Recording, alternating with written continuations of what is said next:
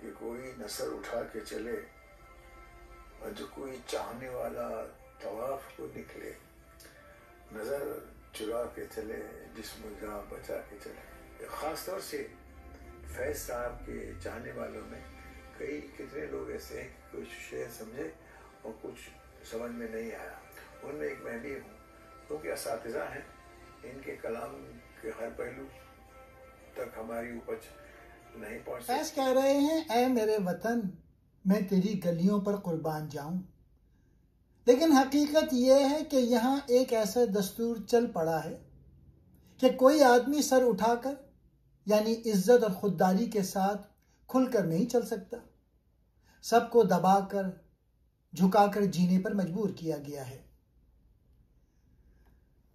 جو بھی شخص محبت یا وفاداری کے جذبے سے وطن کی خدمت یا اس کے احترام کے لیے آگے بڑھتا ہے، وہ بھی سیدھا چلنے کے بجائے نظر چرا کر چھپ کر ڈر کے ساتھ چلتا ہے۔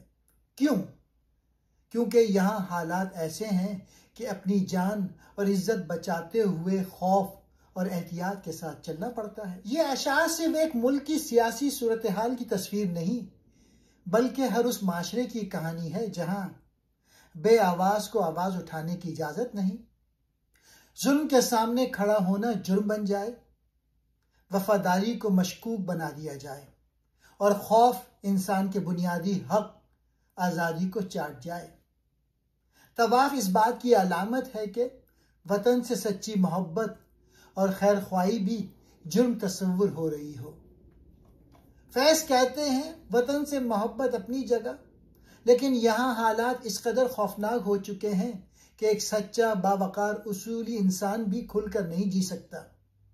یہ شاعری جبر کے خلاف احتجاج بھی ہے اور انسانی آزادی کا نوحہ بھی۔